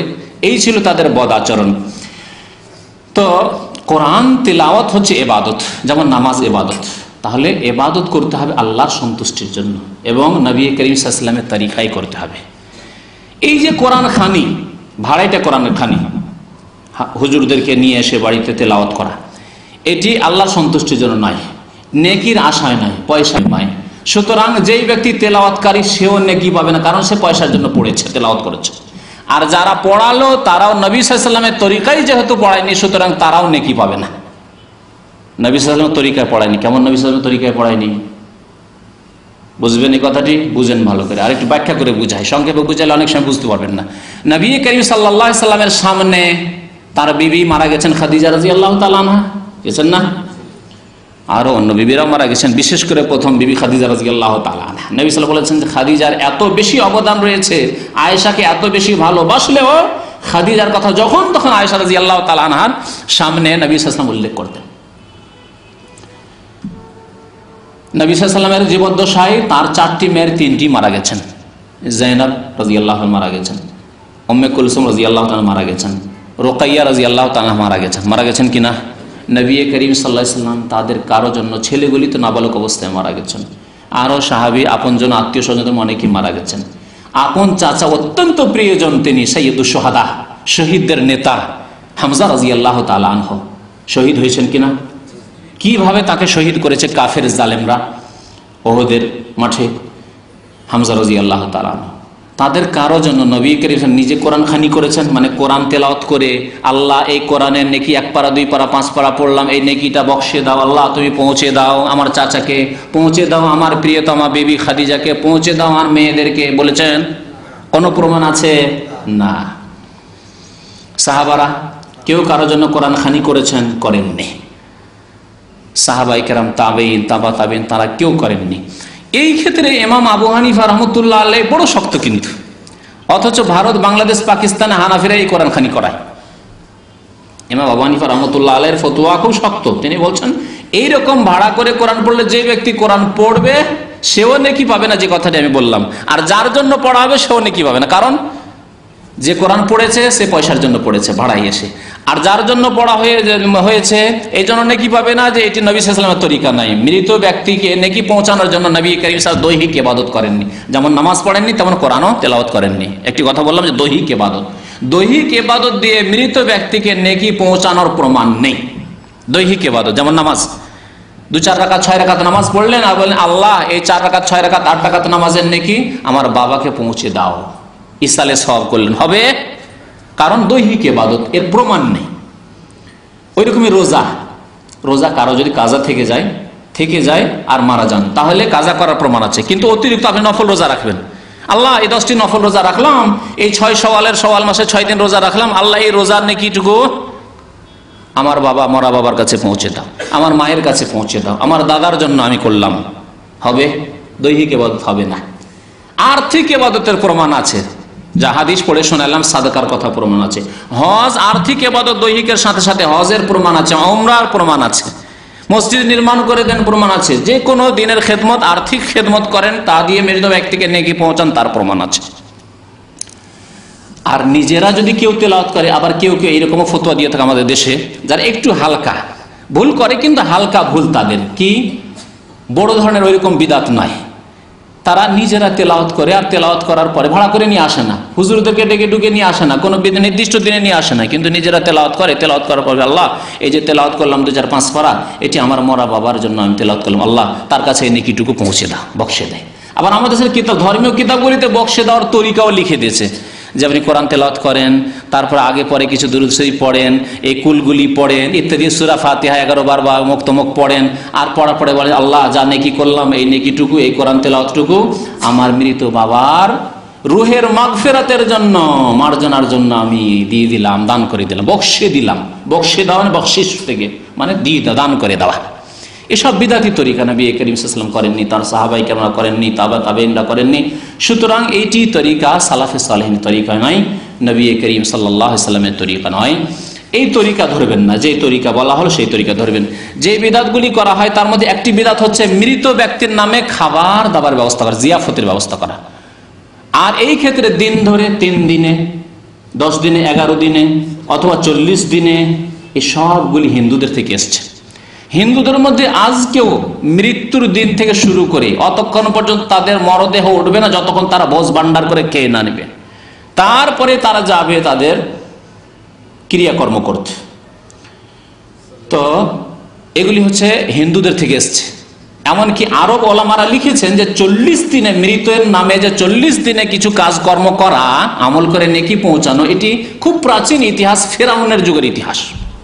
আরব ওলামারা লিখেছে ফেরাউনের যুগের ইতিহাস হয়তো ভারতে পৌঁছেছে হিন্দুদের কাছে। কেন? হিন্দুদের সম্পর্কে বলা হচ্ছে যে হিন্দুদের পূর্বপুরুষ আর্যরা এই প্যালেস্টাইন এলাকায় অথবা ইরাক থেকে গিয়েছে, ব্যাবিলন থেকে, এসব এলাকা থেকে গেছে। সুতরাং এরাও এই সব বাতিল ধর্ম, ফেরাউনি ধর্মগুলিকে ভারতে নিয়ে গেছে আর্যরা, আর নিয়ে যাওয়ার পরে হিন্দুদেরকে শিখিয়েছে মৃত্যুর নামে 40 দিনে অমুক দিনে তমুক দিনে করতে হয়। এই জন্য আরব ওলামারা লিখেছেন 40 দিনের ইতিহাস ওই ফেরাউনি যুগের ইতিহাস। ফেরাউনের যুগে কাফেররা, ফেরাউনের অনুসারীরা মৃত ব্যক্তির নামে কিছু কাজকর্ম করত আর মনে করত যে এগুলি তার হক আদায়, তার হক বা অধিকারের অন্তর্ভুক্ত। তো এই মৃত, এটি এক বিদাত। নবী করিম সাল্লাল্লাহু আলাইহি সাল্লামের সাহাবারা বলছেন যে আমরা নবী করিম সাল্লাল্লাহু আলাইহি সাল্লামের জামানায় যে বদ্দশায় মাইয়েতের নামে খাবার তৈরি করে গরিব মিসকিনকে খাওয়ানো, ভোজ ভান্ডার করা, লোকজনকে খাওয়ানোকে নাউদ্দুহা মিনান নিয়াহা, রোদনের অন্তর্ভুক্ত মনে করতাম, রোদনের শামিল মনে করতাম। অর্থাৎ রোদন করা যেমন হারাম, কোনো মৃত ব্যক্তির নামে খুব কাঁদাকাটি করা, চিৎকার করে বয়ান করে যেমন হারাম, ঠিক তেমন এটিকে হারাম এবং জাহিলি যুগের কুপ্রথা মনে করতাম। জাহিলি যুগে ভাড়া করে কাঁদতে নিয়ে আসা হইতো, জানেন কিনা? মক্কায় মদিনায় জাহিলি যুগে কোনো বিশিষ্ট ব্যক্তি মারা গেলে এলাকার মহিলাদেরকে ভাড়া করে নিয়ে আসা হতো, যে তোমরা এসব কাঁদতে হবে খুব বেশি করে, আর খুব চিৎকার করে কাঁদতো। আর যত বেশি মহিলারা কাঁদবে তত বেশি সুনাম হইতো যে অমুক ব্যক্তি মারা গেছে, তাতে হাজার হাজার মহিলা কান্না করেছে। আর এই ভাড়া হয়তো পয়সা দিয়ে এর ভাড়া পেমেন্ট করা হইতো, আর না হলে বদল, যে ঠিক আছে তোমারও যখন আপনজন কেউ মারা যাবে তখন আমরাও গিয়ে এর পরিশোধ করে আসবা, ঋণ পরিশোধ করে আসবা।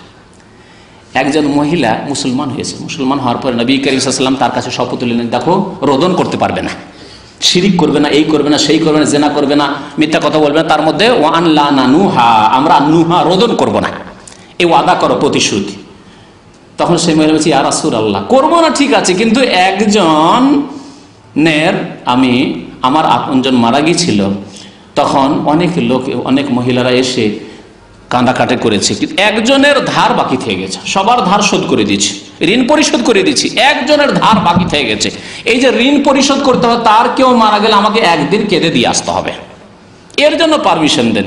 নবী করিম সাল্লাল্লাহু আলাইহি ওয়াসাল্লাম বললেন যে গুনহার কাজে ওয়াদা পুরা করা চলবে না, জুলমের কাজে, সীমালঙ্ঘনের কাজে, হারাম কাজে ওয়াদা পুরা করা চলবে না, তখন ওয়াদা খেলাফ। জি, তো যে বলছিলাম যে মৃতের নামে খাবারের ব্যবস্থা করা এই জঘন্য বিদআত। আর দিন নির্ধারিত করে কিছু কাজ করা, ধর্মীয় কাজ বলে, সেগুলি খুব জঘন্য বিদআত, যেগুলি অমুসলিমদের পক্ষ থেকে এসেছে।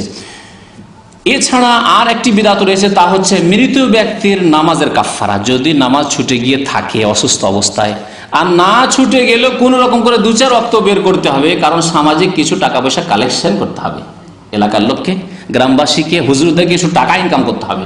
সেজন্য আপনার মায়ের কয় ওয়াক্ত ছুটেছে, বাবার কয় ওয়াক্ত নামাজ ছুটেছে, এগুলির খোঁজ খবর নিয়ে তখন কাফফারা দিতে হবে। এই এক জঘন্য বিদআত।